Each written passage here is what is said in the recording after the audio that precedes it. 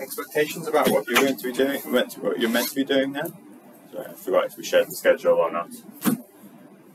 No? Okay, so today we're going to pick up some of the Python stuff that we didn't have time to do earlier in the week.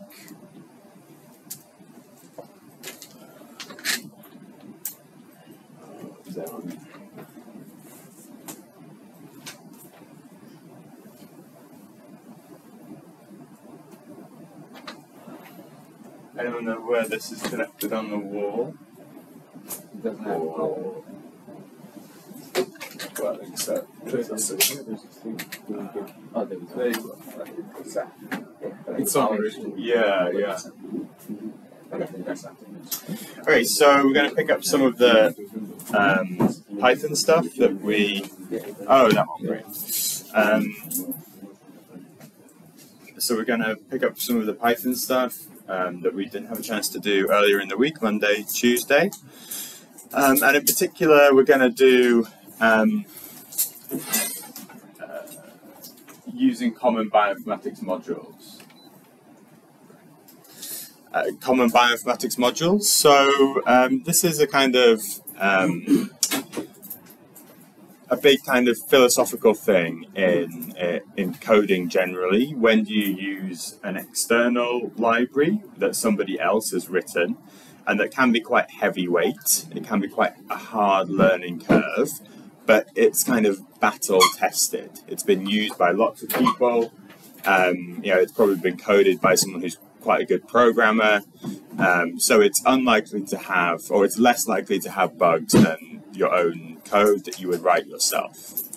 But it's kind of that analogy. I don't know if you remember, the guy who said, I want a banana, and what you get is a gorilla holding a banana. And it's like, this is where the gorilla comes in, and is like, comes with a lot of, you get this one thing and it comes with a lot of trouble. It comes with a lot of headaches, but it's, can be very powerful if you use it correctly. Yeah.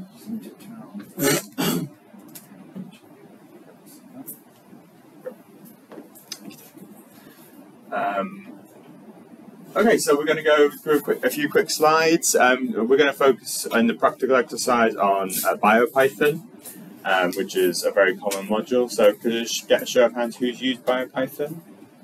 Has anybody used Biopython? Yeah. Okay, great. So, Biopython, it's like definitely worth the investment in your time because it's so like dedicated to the kinds of things that we do. That it's going to have some valuable stuff in there pretty much no matter what sub-speciality of bioinformatics you do.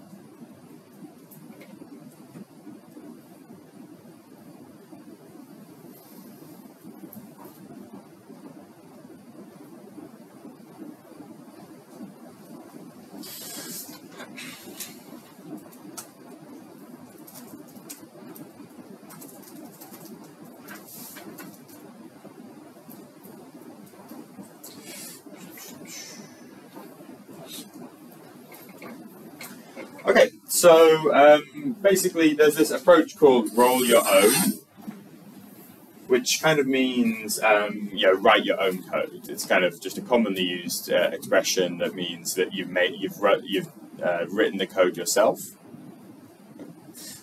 So there's two kind of ways, this philosophy I'm saying, or this philosophical difference. There's roll your own, make your own scripts. And then there's using external modules. And they have pros and cons. It's not an easy and obvious thing to say you should always do this or you should always do that. There's some cases when you should, it's a good idea to use one or the other. So the pros of rolling your own is it can be very quick for simple issues. You know exactly what you want to do. You've got some input file, you need some output format. You take the input in and you write the output out. It would just kind of start to finish and not using any external libraries. So it can be very quick. You have like control, you have, you can make exactly what you want to happen. You're not limited by the functionality of the external package, and you'll learn the details of the problem. it's not, sometimes external modules can be a bit of a black box. You just kind of, you're not really sure what's going on at each stage, and then you need to troubleshoot, and it's quite difficult. But the cons of it, for kind of code that you're going to use over and over again, there's a chance that it's going to have some like long-term maintenance overhead. So you might have to change that code to make sure that it works with new input data if it's something you're repeatedly using. It takes time, right? It can be very quick for simple issues, but it can also take a really long time if the problem's more complicated than you thought it was, which it almost always is, right? And, like we said the other day, the only software that is guaranteed to have no bugs is, an empty script file. As soon as you have anything, there's a chance of you having bugs. And, bugs are kind of ubiquitous, even in, extremely good professional developers, they have bugs in that code. So most of us are not like that. So just writing your own code can have more bugs. Okay, so now the other side of the coin, the external, importing an external module to solve some problem. So the pros are that you have more chances of well thought out and bug-free code that covers edge cases, because the way they develop these things, they're not just trying to solve one problem, they're trying to solve a whole generic a problem for lots of different people. And basically you're outsourcing the maintenance costs to somebody else. Somebody else has to maintain that code and check that as other things change, they make the changes that are necessary, so you kind of don't have to maintain that code. But on the downside, it adds an external dependency that's going to need to be installed. It's going to need to be compatible with all the other dependencies in your, that your application requires, which, as some of you saw in the last few days, is not always a straightforward thing. The more dependencies you have, the more chances you have of your content environment taking a really long time to solve, and all of this kind of stuff. And then, does it do exactly what you want? You're at the mercy of the package writer, whether they were thinking of your use case or whether they coded it with enough flexibility to do what you want to do. And this is a big one, that you have to invest the time to learn the library. Lots of people, they'd rather just start, and I very much include myself in this category, they'd rather just start coding. It's rather than spend, an hour reading quite dry documentation, I'd rather just start getting to grips with the problem myself and trying to code out a solution. But then, you're kind of being pushed towards this solution when maybe this solution is the better one. So the aim of this session is to get us familiar with Biopython as an example of an external module that we might want to use. But then, having gained that experience in using one, the idea is then that you'll be more comfortable to use others as well, which may be more domain specific for your particular problem, and maybe not even bioinformatics specific, right? Okay, so just a few little vignettes or quotes from various people. So Heng Li, one of the developers of SAMTools, developer of PWA, Minimap, lots of other, extremely well used and robust bioinformatics tools, says that he makes his projects free of external libraries. So he doesn't, and there's a kind of slight nuance here in that he means that he kind of bundles all the external modules into his code, rather than having to rely on installing, rather than pulling in when when you do a fresh install. So he does that to avoid changes in dependencies that make his own projects fail. So he basically just has enough confidence in his ability to code that he's he doesn't care about this low maintenance cost in the long term that comes from using an external module. He'd rather take the risk that there's going to be some, he's kind of checked it once, he thinks it works, and he's a very smart guy, so he's probably right, and lots of people use his tools, so he's going to get reports of bugs and things. And yeah, he takes that, it's like I was saying, it's a trade-off, and he takes that downside for the upside of knowing that his tool is always going to run as he intends it to, because he's bundled the dependencies with his own tool. So Richard Durbin, who's also, was another one of the developers of SAM tools and is like a big brain bioinformatician. So he says that, and this is kind of related to that, but basically support isn't the critical thing. He's doing an interview, there's some nice links here, I think you'll have access to the slides.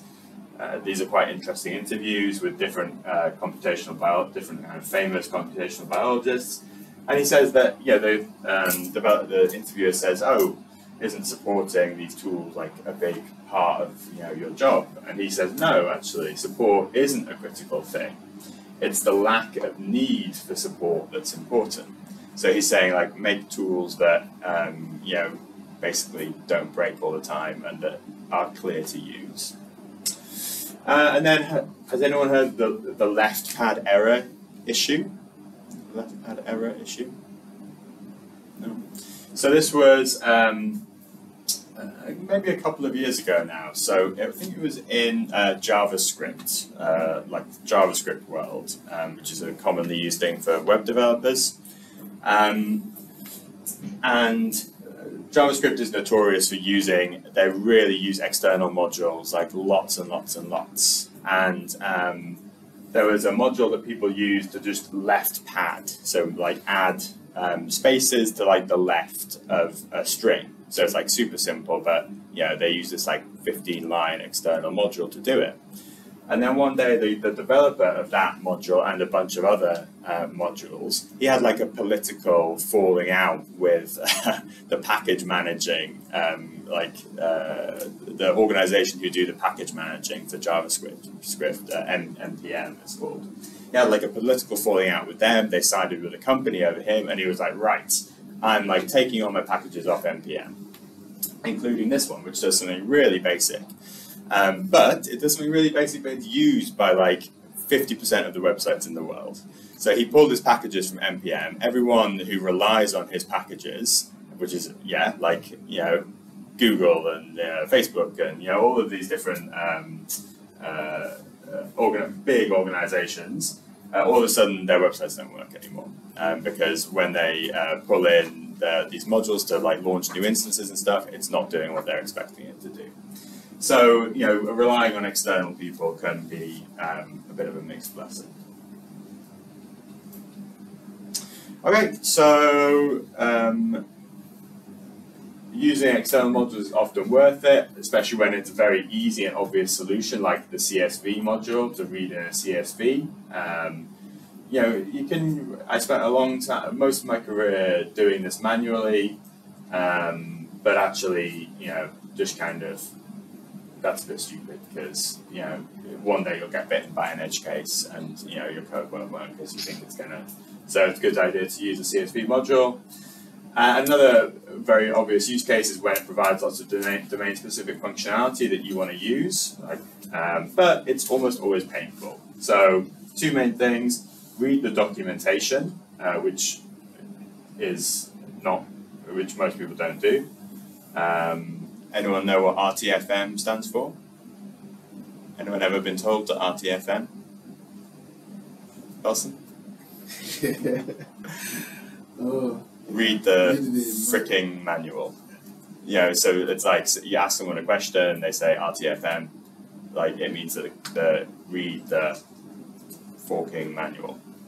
That's like a common thing people say on the internet. So that's one thing, and it's very true. And then these two Python functions are going to be really useful.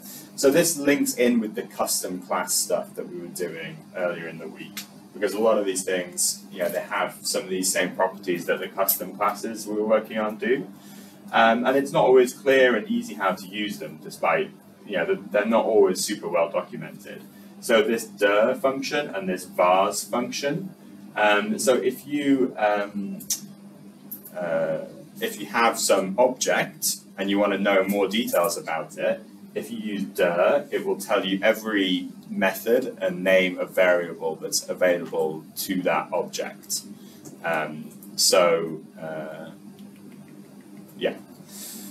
And vars will give you a dictionary of all of the values that are associated with that object. So these two are going to be really useful, dir and vars. And those are really useful in like troubleshooting any kind of custom class. Okay, so the practical exercise. So just Google Biopython cookbook, and then there's going to be some really useful information in there to help you achieve this.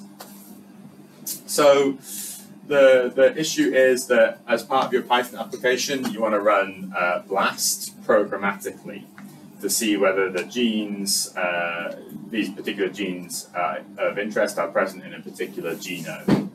So is everyone comfortable with BLAST? Everyone used BLAST at one point or another?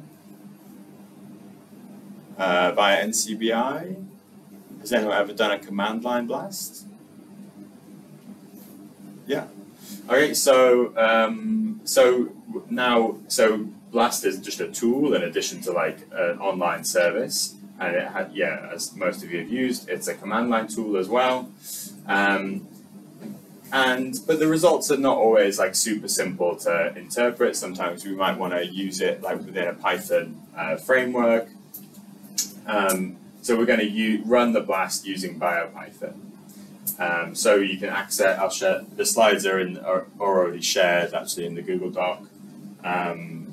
Sorry, in the Google Drive.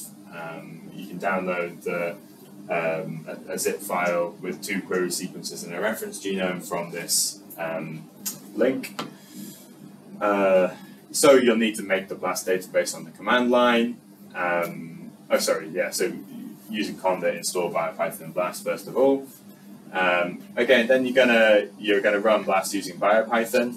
You can consult the RTFM, consult the manual for details. Then you're going to export the results to XML format and parse them with the Biopython ncbi xml.parse function. Again, read the manual.